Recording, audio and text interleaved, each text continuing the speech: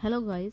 आज हम बात करने वाले हैं एक मूवी जो कि हॉरर एंड थ्रिलर मूवी है जिसका नाम है ब्राइटबर्न, जिसके डायरेक्टर हैं डेविड, और बॉक्स ऑफिस में उसने अर्न किया है 2.9 मिलियन यूएसडी डॉलर्स और आईएमडी रेटिंग इसकी है 6.1 आउट ऑफ 10। अब स्टोरी स्टार्ट करते हैं। जब मूवी स्टार्ट होती है तो दिखाते हैं कि टोरी और कायल एक मियाँ बीवी हैं जिनकी कोई औलाद नहीं है और वो जंगल के पास एक गांव में रहते हैं। एक रात उनके घर के सामने जंगल में आसमान से कोई चीज़ आकर गिरती है जिससे वो काफ़ी परेशान हो जाते हैं।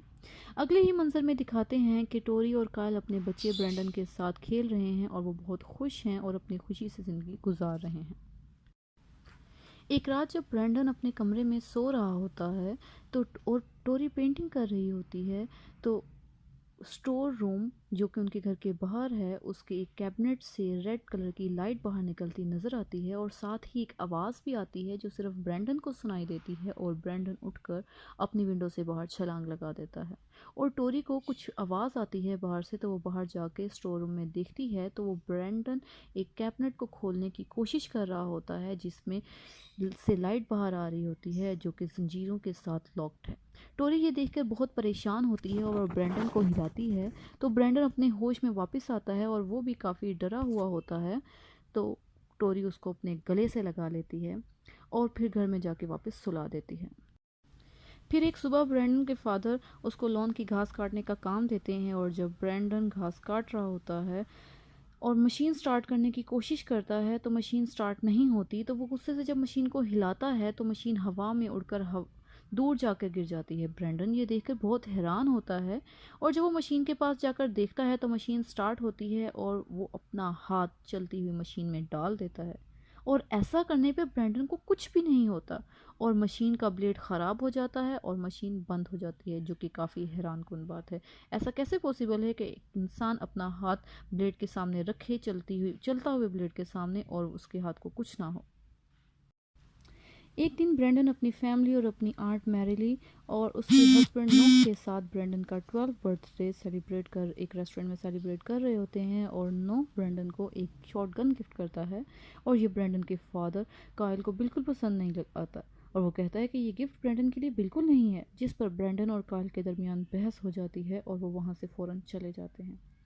ब्रैंडन बड़ा हो रहा है और हर बच्चा इस एज में अपनी मर्जी करना चाहता है, तो टोरी और काल ये डिसाइड करते हैं कि उनको ब्रैंडन से बात करनी चाहिए। सुबह वो प्लान करते हैं कि उन्हें शिकार पे जाना चाहिए।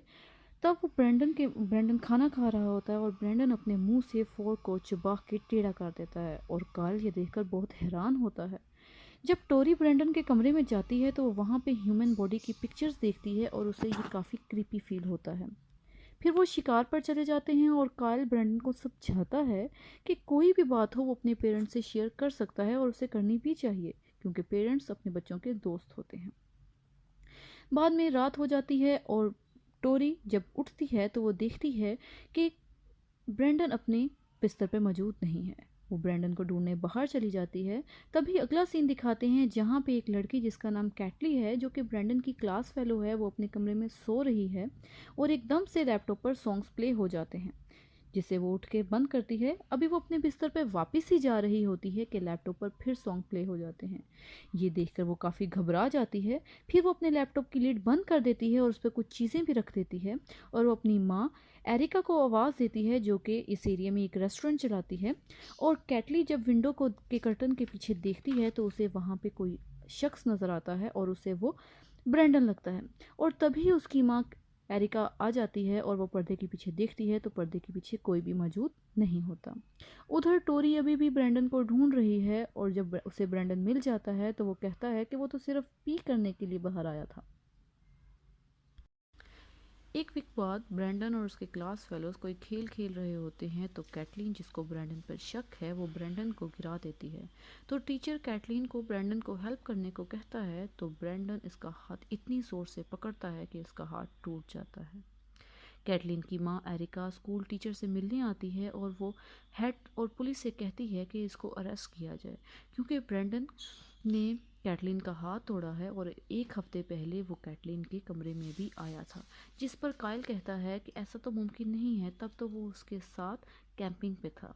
और इस बात और ब्रैंडन को स्कूल से 2 दिन के लिए सस्पेंड भी कर दिया जाता है। इस बात पर ब्रैंडन को बहुत गुस्सा आता है।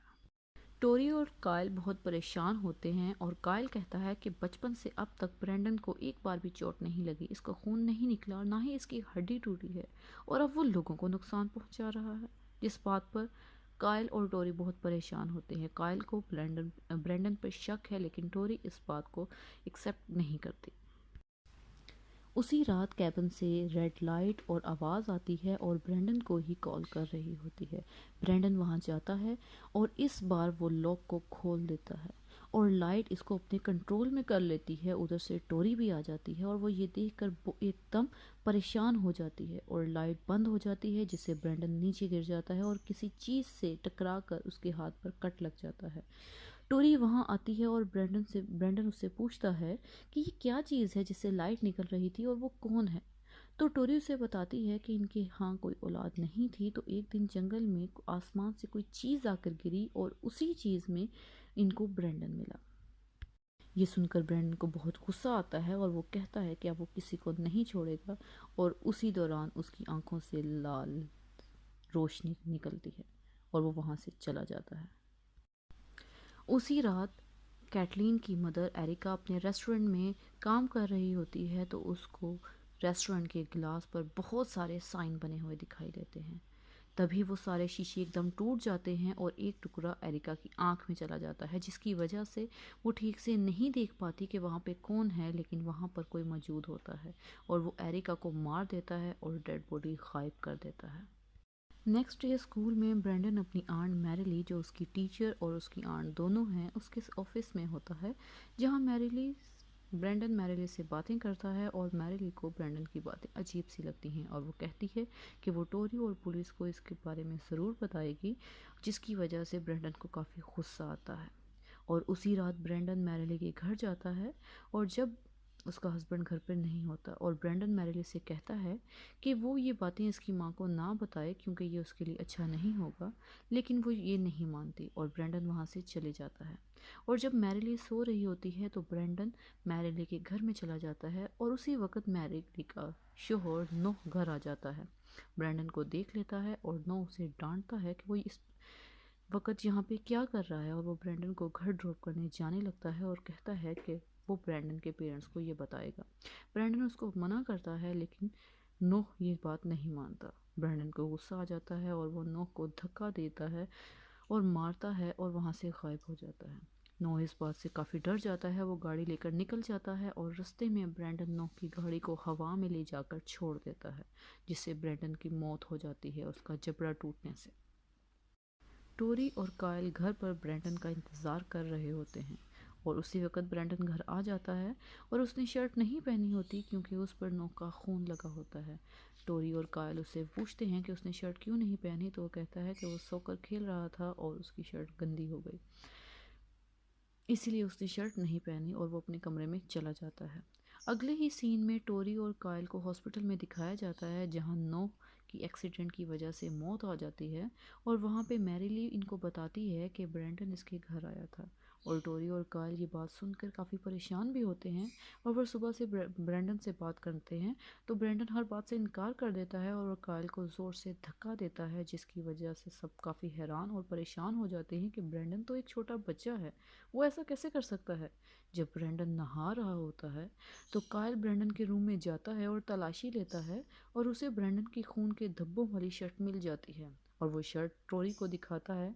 और कायल को ब्रेंडन पर शक तो पहले से ही था, लेकिन अब वो शक यकीन में बदल गया है। लेकिन टोरी ये बात मानने से इनकार कर देती है, वो कहती है ये खून नहीं हो सकता, ये कोई पेंट हो सकता है। लेकिन कायल को ये इस बात का यकीन होता है कि ये ब्रेंडन ही है।